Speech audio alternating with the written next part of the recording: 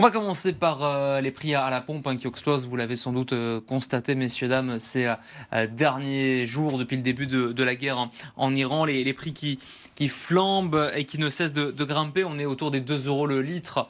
Vous le voyez, 1,94 pour le samplon 95, 2,10 même pour le litre de gasoil. J'aimerais vous soumettre l'avis, en tout cas l'alerte lancée par les professionnels du transport routier, un syndicat qui publie un communiqué cette semaine face justement à cette situation insupportable.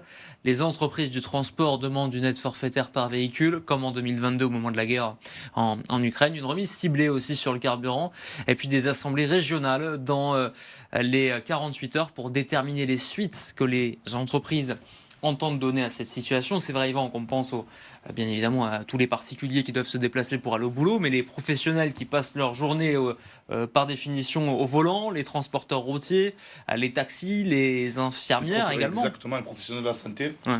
c'est pas évident. Comment on juge actuellement la situation et surtout on a d'un côté des prix du baril qui fluctuent avec cette situation internationale, cette guerre au Moyen-Orient, et à la pompe, ça n'a cessé de croître et ça a surtout grimpé très très rapidement. On a pris, je me rappelle, il y a encore 2 semaines, on était à 1,60 le samplon, là on est déjà autour des 2 euros.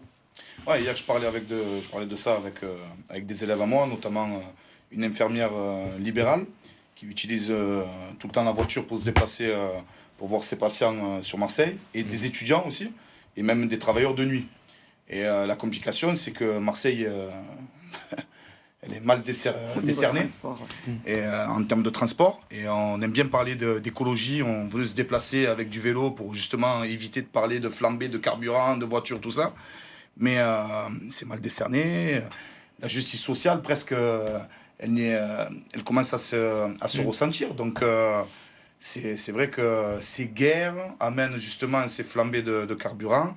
Et le Marseillais qui travaille de nuit, il n'y a pas de métro. La Marseillaise qui travaille loin des arrêts de bus, ça devient très compliqué. Donc, l'alternative, faudrait trouver, mais là, je sais pas, c'est compliqué. Alors, Ayad, justement, les transporteurs routiers, par le communiqué que je viens de lire, en partie, en appellent à l'État. Est-ce que l'État peut intervenir, peut décider de bloquer les prix, ou en tout cas de... L'État peut faire ce qu'il a envie de faire. Visiblement, là, aujourd'hui, on se retrouve avec une décision qui n'en est pas forcément une, hein, un observatoire qui a été déclaré.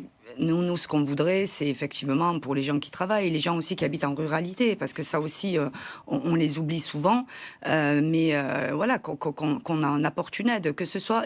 Alors, il y a l'État, mais il y a aussi les collectivités territoriales, oui, qui peuvent faire certaines choses. Je pense qu'on peut, au niveau de la municipalité, par exemple, et bien on y reviendra sur ce que je veux pour que le conseil municipal fasse. Là, on peut, via le CCAS, mettre en place des chèques d'accompagnement personnalisés.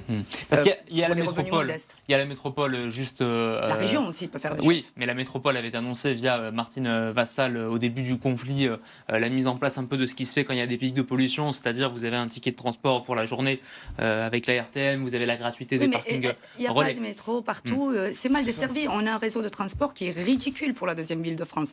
Alors j'entends, oui, ça va arriver, ça n'est pas là. Ouais. Donc il faut trouver des solutions tout de suite, concrètes, aux habitants, surtout les plus modestes. Mais du coup, ce que vous nous dites, Ayad, c'est qu'il y a des leviers locaux, parce que l'État fait bien évidemment ce qu'il a envie de faire, entre guillemets, même si j'imagine que c'est plus complexe que ça. Il y a des initiatives, j'allais dire individuelles, alors on parle là de groupes de distribution tels que Leclerc, Intermarché, etc., qui ont déjà annoncé temporairement de baisser les prix à la pompe quand on va chez eux, etc. Mais est-ce que localement, il peut y avoir des initiatives comme ça? Techniquement, c'est possible, il n'y a rien qui les empêche. Il n'y a rien qui empêche de pouvoir aider à justement ce que l'impact de l'inflation touche un peu moins les habitants et surtout les plus modestes. Est-ce que c'est le rôle d'une collectivité, Yvan, justement? Du moment où on peut aider les citoyens, moi je dis oui. Donc après, moi, je reviens sur ce qu'elle dit Ayad, c'est très très bien sur les personnes avec des salaires modestes, mais aussi pour les professionnels qui parce qu'ils ne sont pas riches. Voilà, exactement, des professionnels qui se battent. Parce que là, par exemple, comme je vous ai dit, j'ai des élèves qui travaillent la nuit. J'ai une infirmière libérale, elle pète les plombs. Là, c'est 2 euros, c'est le double de de son budget pour se déplacer, pour aller faire des patients à 4 euros ou 5 euros le patient, quoi. Tu habites dans le 16e et tu dois te déplacer pour aller à la Valentine. Je suis désolée, il n'y a pas de transport en commun. Donc ces gens-là, effectivement, qui sont là en plus pour s'occuper des personnes âgées, des personnes malades, qui amènent des prestations de services dont on a besoin, tous autant que nous sommes. Aujourd'hui, il faut les aider. Donc, effectivement, l'État doit prendre ses responsabilités et doit essayer aujourd'hui d'aider ses citoyens, mais en collectivité territoriale, chacune d'entre elles doit pouvoir mettre en place des actions. Après, vous avez aussi, là on parle de celles et ceux qui peuvent t'aider, mais il y a aussi celles et ceux qui montent les prix, les opérateurs, j'allais dire, en tout cas les stations-service, les marques pour ne pas en citer, mais là aussi il y a la marge. La marge, et il y a un certain profit, en tout cas un sentiment de profit qui est réalisé, Hayat. Ça a augmenté, c'est 3 fois la marge habituelle, donc c'est qu'il y a bien un enrichissement quelque part. Donc moi je veux bien qu'il y ait des fluctuations de prix et que ça augmente un petit peu. Bon, alors déjà pour en revenir j'ai envie de vous dire à la genèse, encore une fois, les Français, les citoyens français payent pour une guerre avec laquelle ils n'ont rien à voir. Donc, à un moment donné, jusqu'à quand on va payer? L'Ukraine, ça a été pareil. La moutarde, L'Ukraine, c'était la moutarde. Non, mais on a tout eu. On a eu l'énergie, on a eu... Mais là, pareil, à chaque fois qu'il y a un conflit, et puis on l'a vu arriver, donc il aurait fallu prendre des mesures pour essayer d'aider les gens, en tout cas que ça les impacte le moins possible.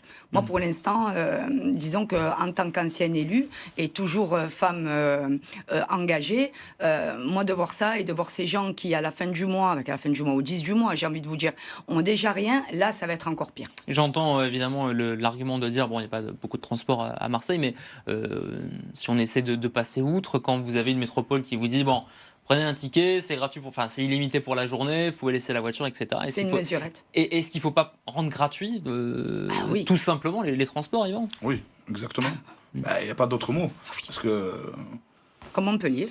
Ouais, voilà, comme au bagne aussi, non? Il me semble, le transport est toujours gratuit au bagne. Voilà. C'est dans le débat de savoir s'il va le rester ou pas, mais c'est ce que souhaite le nouveau maire. Il y avait eu justement une discussion là-dessus, et la présidente de la métropole au début était contre, puis après ça a été pour les jeunes. Moins de 26 ans, et tout ce qui s'ensuit. Et puis après, vers la fin, on est arrivé en période électorale à peut-être éventuellement la gratuité pour tous. C'est plus un débat. On veut une mobilité douce.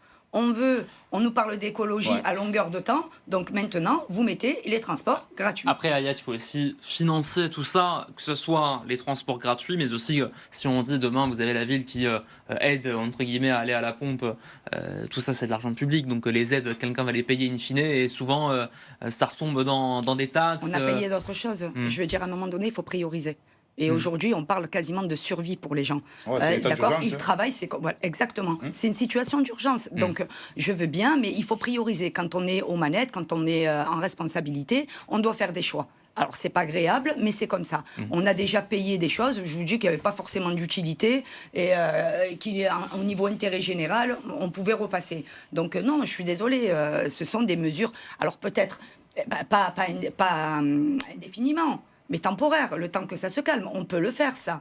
À un moment donné, il faut faire marcher ces cellules grises et se mettre à la place des gens qui sont tout en bas. Parce que quand on est en responsabilité, on a tendance à voir ça avec de la hauteur, et encore pas de la hauteur d'esprit, mais on est dans une tour d'argent. On descend, on regarde ce que les habitants et les citoyens vivent au quotidien. Surtout que les raffineries, Stéphane, ils sont bien. Tous les ans, ils font un pic de bénéfices phénoménal, et ils ne sont pas bien ponctionnés par l'État. Et vous avez en plus, nous, on s'était posé la même question au moment de la dernière crise, entre guillemets, de la flambée des prix du carburant.